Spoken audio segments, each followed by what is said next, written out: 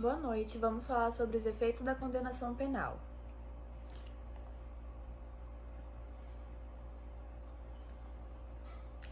Ao condenar alguém pela prática de um ilícito penal, o juiz impõe a sanção penal que a lei prevê.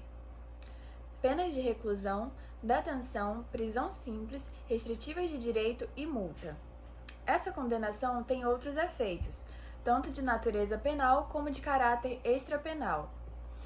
A condenação tem inúmeros efeitos penais secundários, como gerar reincidência, revogar, reabilitação e etc., que estão espalhados pelo Código Penal.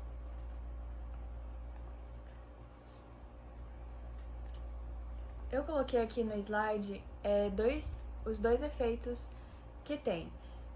O efeito principal, que é a imposição da pena,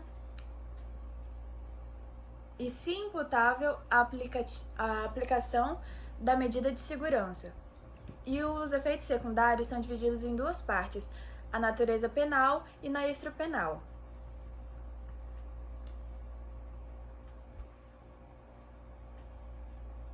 Relembrando os assuntos estudados anteriormente, o sistema brasileiro de aplicação da pena é composto por 3 fases.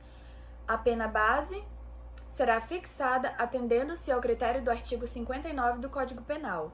Em seguida, serão consideradas as circunstâncias atenuantes e agravantes. E, por último, as causas de diminuição e aumento da pena. Eu coloquei um exemplo de caso onde foi feito o cálculo da dosimetria, que é aqui o exemplo. Franklin, que matou alguém mediante pagamento, utilizou-se de veneno.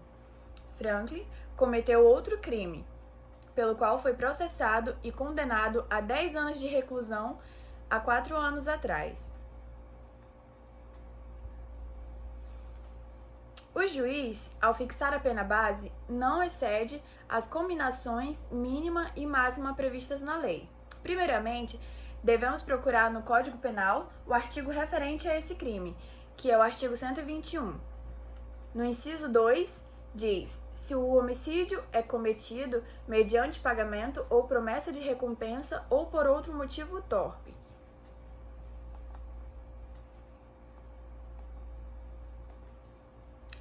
Pela presença de uma circunstância qualificadora, se encaixa em homicídio qualificado.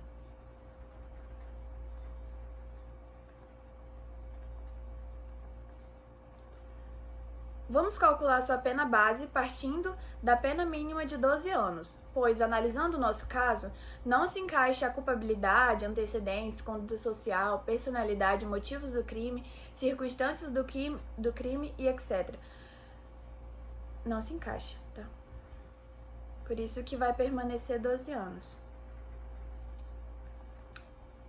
Agora vamos calcular a pena provisória.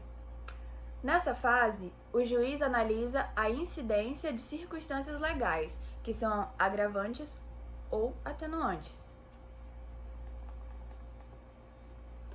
No artigo 61, são circunstâncias que sempre agravam a pena quando não constituem ou qualificam o crime, que é a reincidência. No nosso caso, configura-se agravante.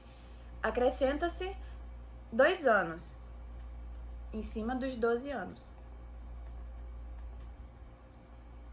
Nota-se que o réu que foi condenado ainda não passou 5 anos cumprindo pena, né? Ele foi há 4 anos atrás.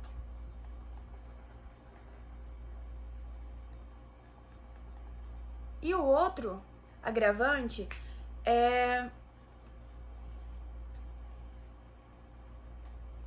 o envenenamento, né? Tá aqui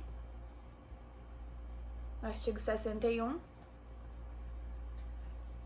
Se o agente cometeu o crime com emprego de veneno, fogo, explosivo, tortura ou outro meio insidioso ou cruel, ou que podia resultar perigo comum, aumenta-se mais 2 anos em cima da pena mínima, que é 12.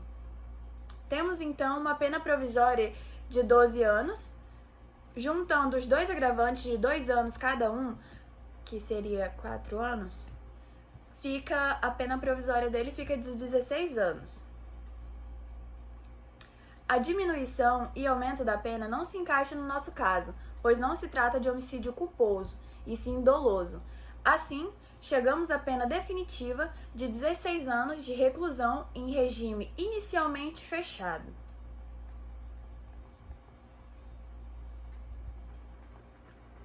Aqui é sobre os efeitos secundários. Tem o de natureza penal e o extrapenal. Da natureza penal, a gente pode achar no artigo 63.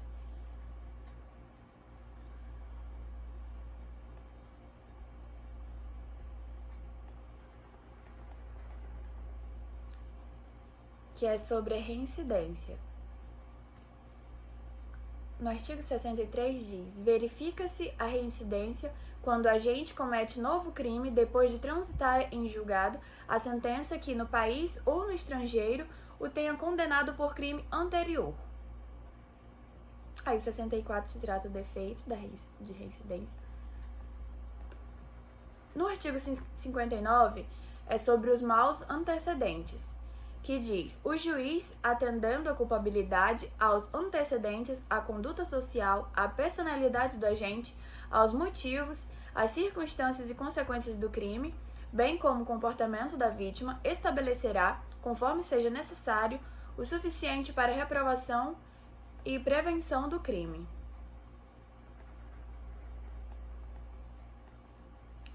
No artigo 33 se trata do regime de pena a ser cumprido.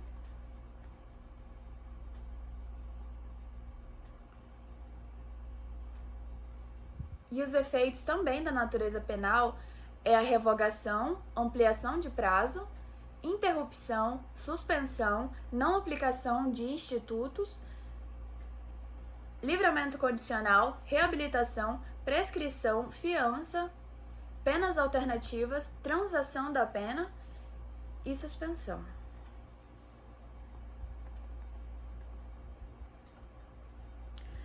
Como eu falei, existem 2 tipos de extrapenal. É o genérico e o específico. No artigo 91, podemos encontrar os genéricos.